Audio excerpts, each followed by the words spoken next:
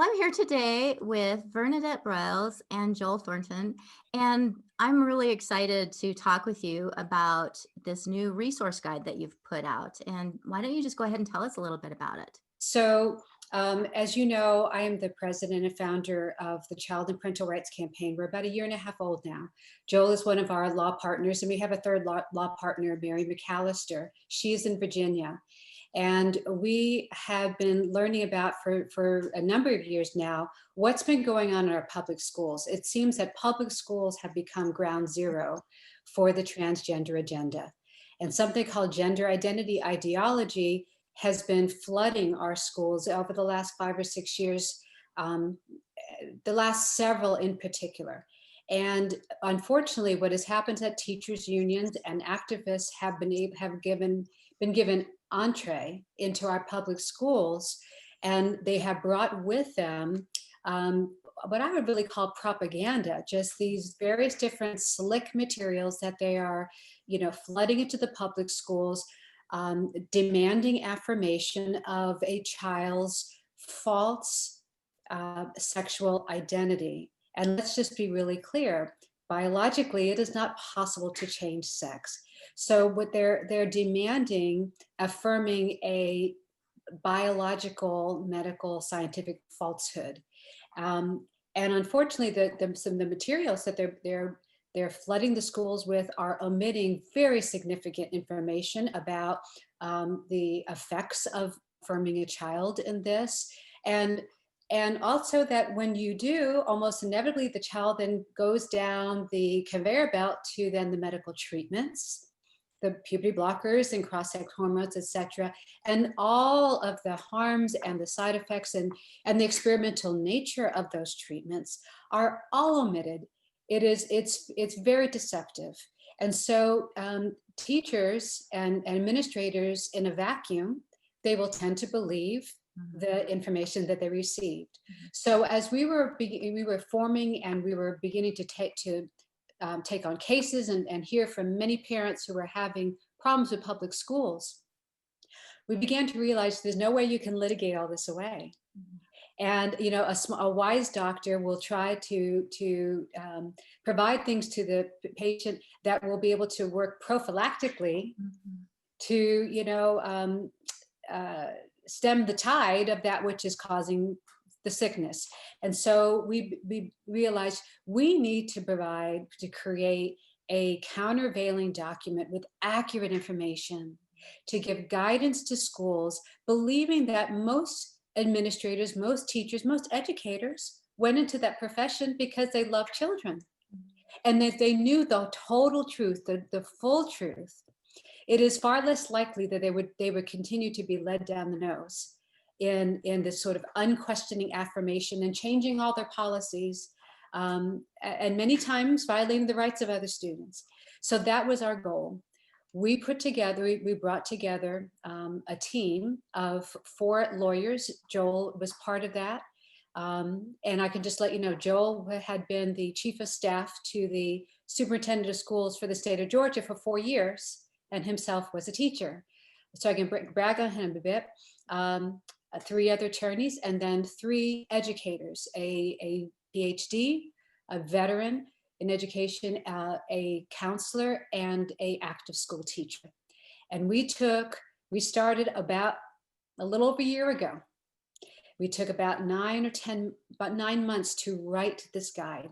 We wanted it to be a comprehensive resource for teachers to understand the scientific information, the medical information, the psychological and social contagion aspect of this, as well as to understand what is happening in schools, and then to provide now common sense policies based upon this information. Now that you know this, now here are policies that's common sense and would be both compassionate towards gender confused children, but also would honor and respect the rights of all students and parental rights. Vernadette, would you like to take us through the booklet?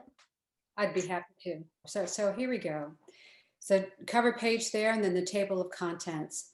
Now, we wrote this guide, Erin, with a particular tone in mind, and then certain guiding principles in mind. And I really want to stress this right off the bat.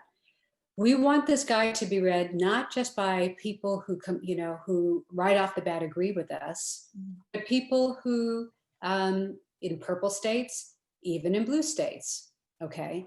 And so we do that. We really strove for a very matter-of-fact tone, a very gentle tone, a very compassionate tone, and did everything we could to avoid a strident or condemning or any sort of knife words. We were looking for spoon type words, so that it would be. That's something you've done, and that you've done such an excellent job. The language is not inflammatory. It's very much, like you said, compassionate. It's like very systematically addressing these issues, but not trying to be aggressive about it, just trying to lay down the information. Exactly, exactly. And seeking to achieve areas even of agreement. Okay. So when we began, we thought about the introduction was going to be the most important thing. People will either decide they're going to read this or not based on the introduction. So right off the bat, we put our guiding principles, and we had 3. The first of which is that we are championing children's nonconformity to stereotypes. A girl should be allowed to be tough, strong, hate dolls, love trees. That should be allowed. And she's not stereotyped for failing to be feminine enough. And she's not encouraged to reject the gift of her female body. There's a sentence here that I always highlight because it really is the heart of this entire guide. And it says, nor is a child's sex merely assigned at birth, like the arbitrary number assigned to a birth certificate, but rather it is an innate and immutable human characteristic stamped upon a child's genetic instruction manual, directing their healthy physical development over the course of their lifetime with exquisite detail so that they may reach their fullest potential. Biological sex is therefore best presented to children as a gift to be embraced, celebrated, and protected throughout one's lifetime. That statement is the core of this entire guide. And we're believing that many educators reading that will have an aha, that makes sense to me moment. We want to put it in the positive, not the negative. Sex is a gift, not a negative. A second guiding principle, Erin, is providing school with balanced information. As I said initially, they so far have gotten tremendously imbalanced information, and most educators are learners. And we're banking on the idea that when they see now, this is to provide the balance to the information they've not received. And I believe that many educators are going to, they're learners that are going to want to be curious about what they have not heard so far. The third guiding principle is partnering with parents. One of the things that we have heard over and over and over again from parents all over the country is, I am treated like an enemy. I'm being excluded from understanding what's going on at my child's school, what they're doing with my child. They're passing policies in the dark. Just this disrespect for parents and parents' rights. And so we really felt that front and center needs to be the idea of the need to restore the partnership with parents. And that's so important because so often the policies that are being passed, like you said, parents aren't aware of them. And often these policies encourage educators to go behind a parent's back when it comes to their children's gender identity issues. And I love the way it's presented, where it's, suggesting that there's a partnership, because that's always been important. When my kids were in school, was that we treated the parent, teacher, child as a partnership, that we're all working for the benefit of the child. And I really appreciate that this guide is embracing that and saying, hey, we're a team here, rather than trying to alienate either the parent or the teacher. Right, absolutely. So we immediately go into just some stories. These are real life things. that have happened in schools. We've spoken with the parents. One of these is a case that we have right now pending in federal court to draw people in and to understand the real life implications of these policies. One of the first things that we do right up front, again, everything was extremely deliberate. We went over this many, many, many times, was right up front to bring fast facts. And in a visually engaging way. So if teachers or administrators knew right off the bat that fact two, once a study showed that when a teen announces a trans identity to a peer group, the number of friends who typically will trans identify is 3.5. In other words, right off the bat, there'll be a whole group of other kids that will come out indicating there's a social contagion aspect to this. Or if they knew fact three, that in the United Kingdom, in 7 years, there was a 2,000% increase in children seeking treatments. That has the markings of an epidemic, and again, of a social contagion. One last fact to point out, if teachers knew that, fact four, that between 60, the vast majority, as many as 98% of children who struggle with their sex during development will come to embrace their sex in adulthood if they're not chemically or surgically altered or not affirmed in, again, what is a biological falsehood. If you knew some of these facts right off the bat, fact number 9, that the long-term effects of puberty blocks and cross-sex hormones have never been studied. They're experimental. If you knew some of these things, would you automatically embrace affirmation as your go-to policy unthinkingly? And I suspect very few teachers really understand all of these nuances because they're not being told it by the activists that are gaining access to the schools. And so giving them the other side of this so that they can realize, wow, these interventions that this child is on a path towards are incredibly damaging, that this child's going to be medicalized for life if we affirm this. Teachers tend to be in the profession because they care about children. And I really believe once they understand the implications, they're going to be much more critical of the information they're getting from the transgender activists. Well, I've been to a number of school board meetings, or we've had them reported to us as part of our cases, and I have yet to hear any of these fast facts. I mean, they're backed up by footnotes, so they're documented. I've yet to hear the fact that, number 10, many trans identifying patients or students are getting hormones in the very first visit. I've yet to hear any of these facts discussed in any of these school board meetings. So again, it's been very lopsided.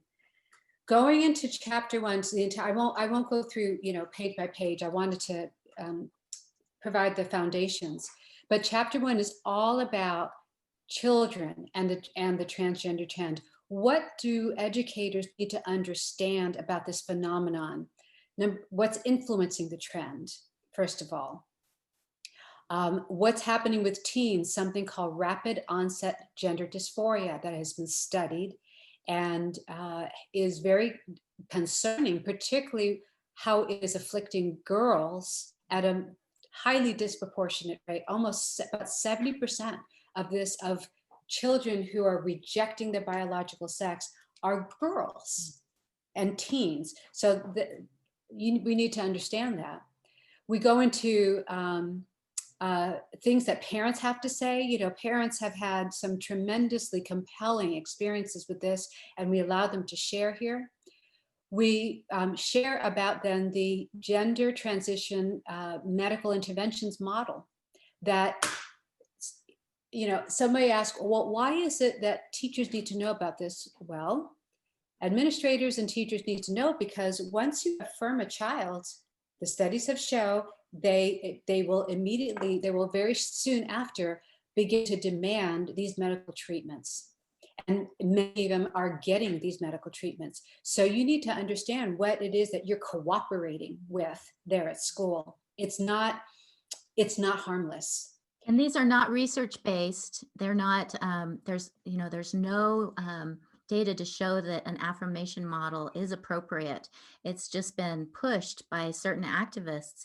And I think, again, it's so important for teachers to understand that simply allowing a child to change their name or pronouns has these huge lifelong consequences, that it's not just a benign thing that's happening in the classroom.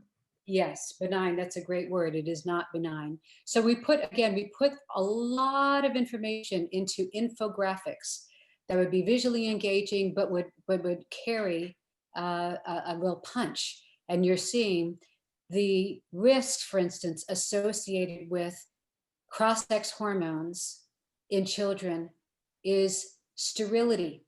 If you follow cross-sex hormones after puberty blockers, you'll see here the risk is sterility if used after puberty has been blocked. Cardiovascular disease, sexual dysfunction, all these risks are here. And by the way, backed up by footnotes and citations. And these are the known risks. As you said, this has not been longitudinally studied, so we don't know what the long-term risks are going to be. We just know what we're seeing so far. But I suspect that that list is going to just increase in length as we learn about other side effects from this kind of intervention. That's right. Then we have more detail about the medical interventions. We then take a whole section to talk about something that's hugely important, and is the fact that many of these gender transition treatments will sterilize children, will negatively impact their ability to someday have children themselves. These are children. I don't, even if you're talking about a 14-year-old, 15-year-old, that is still a child, developmentally, mentally. The brain doesn't develop long-term consequence, judgment until well into the 20s. And so we're, again, cooperating with a process that could lead to the sterilization of children. It just should not be a part of our schools. In addition to that, it will almost inevitably affect their sexual function.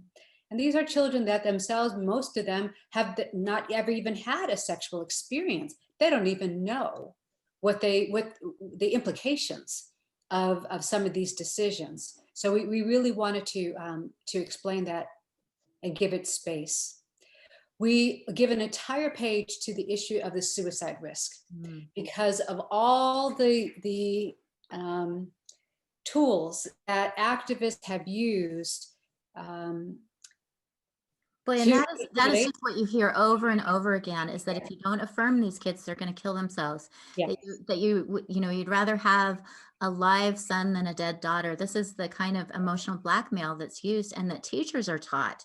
And so it's really important to push back on that and show that the research does not back up those claims. That is exactly, you said it better than I possibly could. That's exactly right. So we, again, highly footnoted, debunking the threat that if these children are not affirmed in a false identity, they will inevitably commit suicide. There is far more data to suggest that affirming them and allowing them to go into these treatments over the course of time, that is what will cause them to become more suicidal. The affirmation of a falsehood and these treatments that are so harmful, there is much more data to suggest that is what increases the suicide risk over time. So, well, and can you imagine teachers, once they realize that they're actually engaging in sort of affirming children in a way that might result in far harmful effects, such as suicidal ideation and self-harm, after they've been told that they should affirm them? I would suspect a lot of them are going to be enraged. Yes, exactly. We definitely we talk about regret, and there are now an increasing number of young people who are detransitioning, and we capture some of their stories or their statements here as well, and that should be known. That's something that the other side, their materials, don't ever talk about, right? The next chapter is we go into in great detail what's happening in schools. The activism that has been unleashed in our schools, this gender unicorn, and elementary school students being taught something that is not.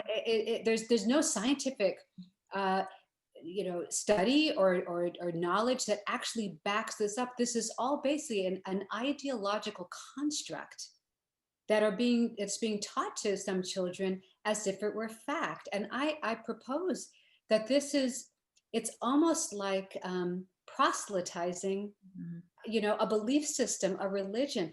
Schools should not be in the business of propagating ideology to students. They should be teaching fact and distinguishing that from fiction. So we go into policies that many of these schools have adopted. That's one of our infographics, opening up bathrooms and facilities to children of the opposite sex.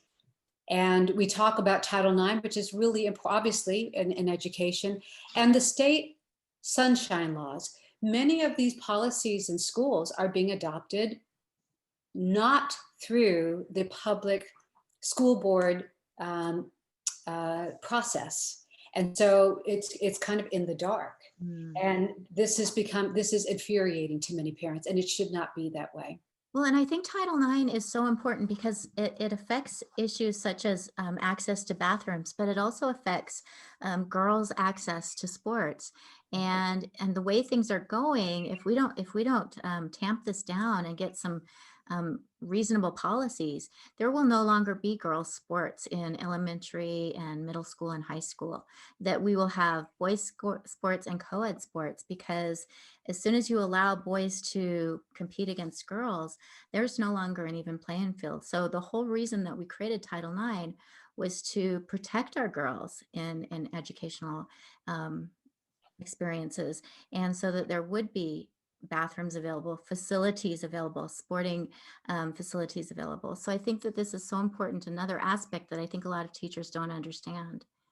Right. And so we captured a tremendous amount of information in another infographic on Mm. sports facts. If you understand that males, fact number 7, well, there's a 10% performance gap between males and females. Males are larger, they have less body fat, they have larger muscles. And that is regardless of whether they identify as a female or not. Right. So Identifying doesn't change biology, and that's something that's so that's important. So we go on to chapter 3 is then really the so what. Once you've understood the full information and full disclosure, you understand what's happening in school, then now what does that mean for schools going forward? And in chapter 3, this is where we provide the guidance to this, school boards, to the superintendents, and to teachers and to counselors. We start here with guiding principles. Back to parenting with parents. That has got to be a first guiding principle, always, always. Secondly, protecting the safety, the privacy, and diverse beliefs of all the students, because this is an ideological issue. And so you're getting into belief systems as well as the rights of other students. We need to recognize the developmental realities of children, what they're capable of in terms of their judgment, their variability, their feelings, their vulnerability to social contagion, etc. And then finally, respecting obviously parents' rights, but other students' rights. These are some guiding principles that now guide how we are recommending policies should be developed. We provide guidance again for administrators, school principals, assistant principals. And again, we come back to guiding principles, because it's one thing to simply say, do this, here are the policies. It's another, we're trying to, again, cause educators to rethink this, to go back down to fundamental principles, to think through, is what we're doing sensible? Mhm. So we encourage them to be guided by the respect for the wonders of the human body. Do not do harm. In any your policies in school should take into account what is healthy for developing children and do them no harm. Well, and I'm so glad that this is included in here because I think that administrators are often in a real catch-22 because even if they're concerned about this ideology, they will have parents coming in and insisting that Yeah. say their daughter be allowed access to the boys' locker room or their son be allowed to compete in girls' sports. And so having some respectful policies is so important so that those children who are coming in with these gender identity issues do not feel like they are being alienated, that we approach this with compassion. And I think that oftentimes administrators really need some guidance on that. So I'm really thankful that this is part of your resource guide. Yes, thank you, Erin.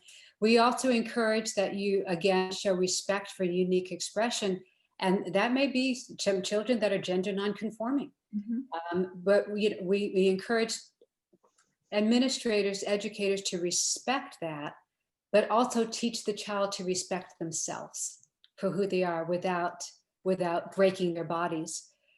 We encourage schools to use existing frameworks for reasonable accommodations. We already have frameworks for special needs, okay, and for diverse types of students. Let's work within those frameworks rather than carving out exceptions for one group of students, and it may just be a small handful, and then it affecting every student in the school, and violating everyone else's potential rights and needs.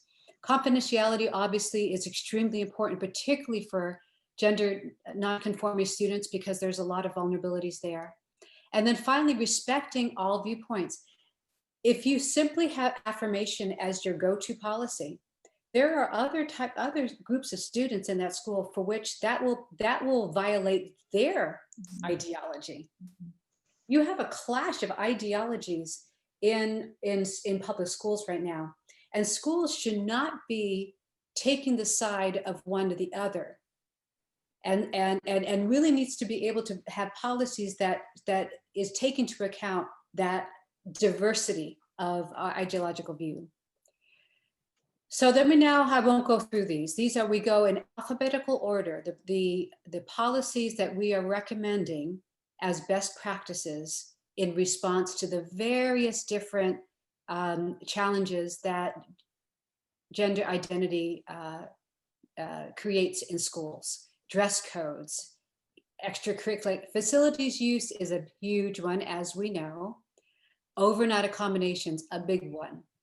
Parental notification, etc., etc. Pronouns, that's a big one. That's a big one.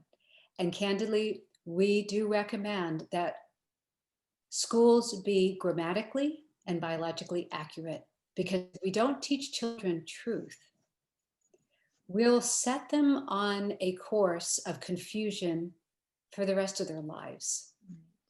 And that's Right? something that I think if teachers really understand the implications that if they don't teach truth, once students realize they've been misinformed, then they're going to really question everything they've learned and they'll no longer have confidence in their teachers. It will really undermine their teachers' ability to teach them.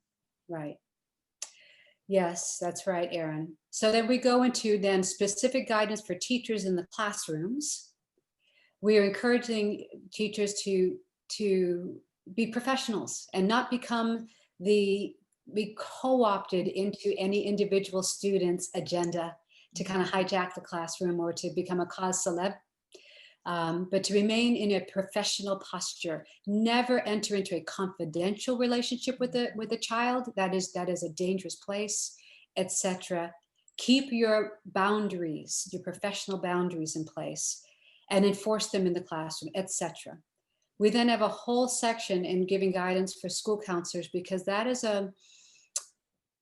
ground zero of ground zero in schools. We're really encouraging counselors to question the guidance they're getting from their professional associations that is encouraging affirmation without question. And we give them reasons why. We want them to think this over once again. So finally, the last chapter, I won't go through that in any kind of detail, but it's providing an effective communication plan for schools with their community, with parents, because something we're seeing over and over again is that communication has almost totally broken down as a result of this agenda. There's a lot of secrecy. There's a lot of holding back from the community, what decisions that are being made and so forth. And we felt like we really need to break through in that and reestablish an environment in which schools recognize we are public entities. We're publicly supported, we're publicly funded, we're all on the payroll of the public. And so there should never be the idea that somehow we're entitled to then operate in secret. So that is the bulk of the guide. Then we close it off with glossary of terms for people to make sure we're all understanding the same thing in the same way. And then we took, in the last section, a huge amount of information and turned it into answers to frequently asked questions. Things like, are there more than two sexes? That's not being questioned nowadays. And here's the answer. Is it possible to have a female brain in a male body? Can you be a female trapped in a male body? And we answered that question after a lot of reading ourselves and research. The answer is no, it's no. And we back it up with citations. Does, mixed sex changing rooms increase the likelihood of sexual offenses? The data shows that it does. It does. And we have a case pending in Georgia here, based on that, a boy that sexually assaulted a girl in a bathroom. Oh, here's a big one. Are puberty blockers and hormones totally reversible? They're not. And Vernadette, one of the things that I noticed when I first looked through this is that when initially going through it, I'm not entirely sure where you're coming from. And I don't know if you intended that or not, but it's this, for people who are thinking about buying this for administrators, I don't think that it's going to end up in the trash, because I think that it really draws people in, because initially they're not going to be sure where this is coming from. What is the angle of this?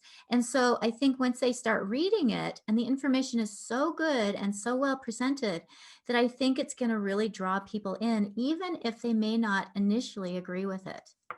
That was extremely purposeful, because we recognize that it is important to get educators to do what they do, which is to want to learn.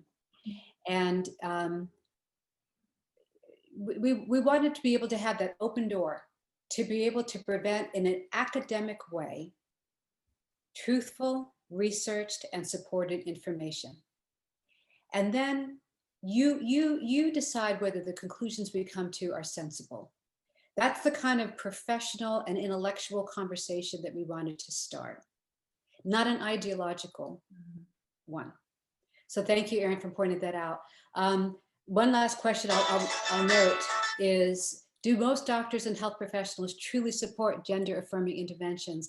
And some people reading this might be surprised by the answer. They actually don't. So anyways, a lot there.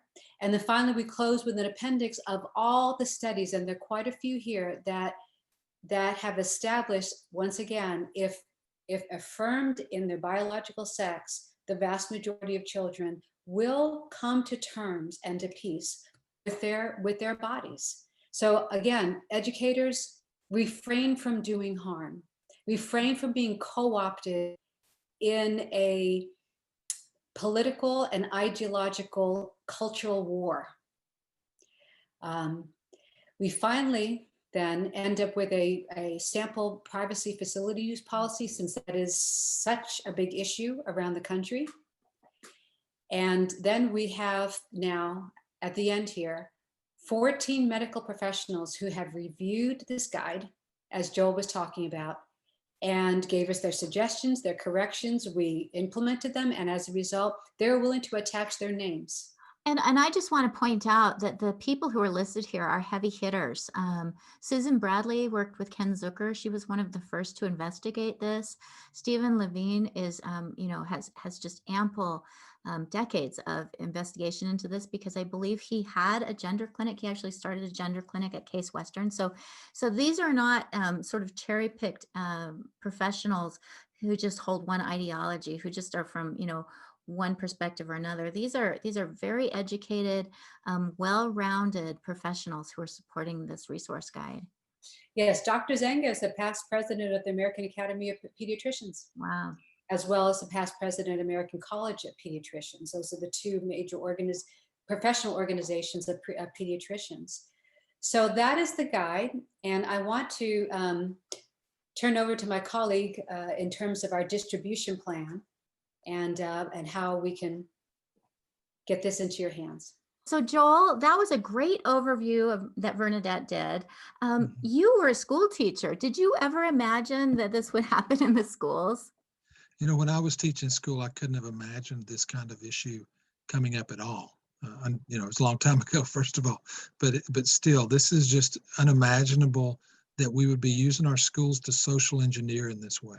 Yeah. That's the thing that really frightens me the most. So for people who have watched this and want to get their hands on this resource guide and want to give it to their school board members, to their principals, to their neighbors, how do they go about getting their hands on it? Well, ultimately, they'll be able to get it off of our website.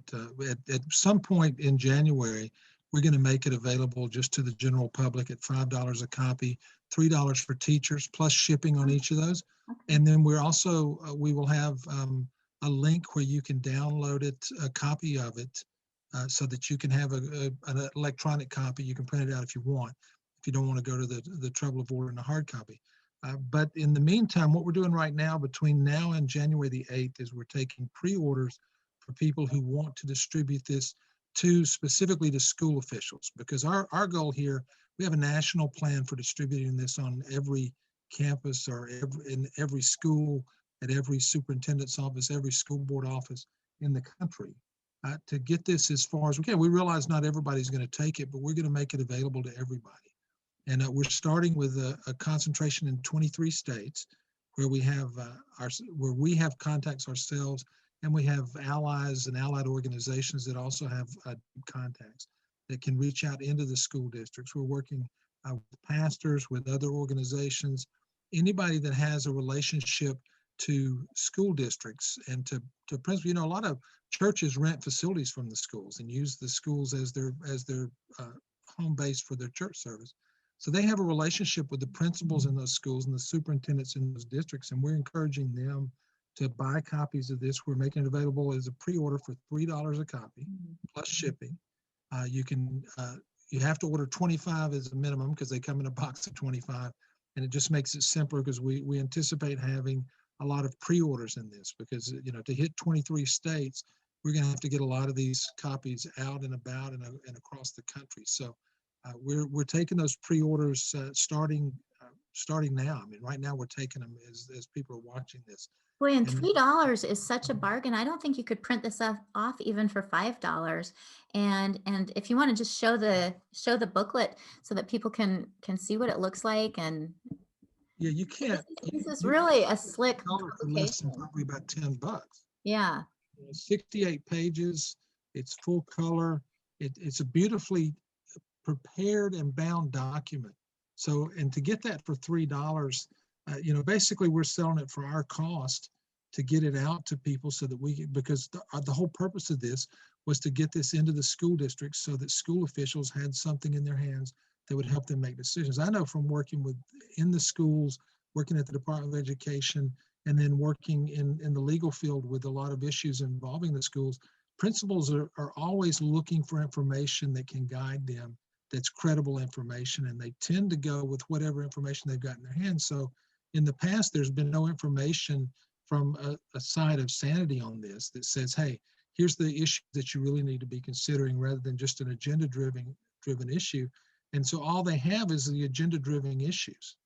And that puts them in a place where they're looking at it going, well, I want to make a decision, but I don't have information what do I do? And now with this guide, we're providing them with alternative information that's well-founded, it's well written, it's well spoken, and it's in a neutral tone. It's not agenda driven. One of the things we really edited and edited and edited this thing to get out any agenda driven language as we were writing it, because we wanted it to be scientifically and medically factual. But getting that into the hands of the principals and the superintendents is huge. And so we're asking organizations that want to do that, people that want to do that, if they will email us at info@childparentrights.org, then we can get the information we need to get them the process, which is basically send them a special link on our website. We have a private page on the website that we can direct them to, and they can go on there and fill out everything they need, address, where it's going to, who they're distributing it to, all the different information we need to get this. So, because we want to keep up with this, we want to, at the end of all this, we want to be able to say, we got this distributed into these school districts. These principals have a copy of it. Not just what a great resource, so that when the activists come in and start pushing, because they'll come in and say, we want this, we want this, we want this. If a principal or a school board member or a district administrator doesn't have access to the information in that, then it's easy for them to get bullied into accepting policies that are going to be harmful to children. But if they have that with them, they can reference it and say, well, actually, that's not true. And I've got the citations for it. And it gives them, it's almost like giving them a tool for their toolbox, so that they don't have to just accept everything that's being told to them by activists. And Aaron, that was a lot of the motivation that led us to say we need to put this together. What do they need? What information do they need? And what can they do with it? And if we have it and don't get it into their hands, then it's not going to do them any good. We'll end with this. Let's see, Joel, when will this be up? I believe next week, right? No, this is up now. Currently up. Yeah, right now, if you go to our website, which is childparentrights.org, and you go on into the resources section, all right, you'll see under resources, navigating the transgender trans school resource guide, and it'll take you to this page here. And very soon, by I believe next week, you will be able to either order a hard copy for the $5. If you're an educator, you'll be able to get a copy for $3 plus shipping and handling.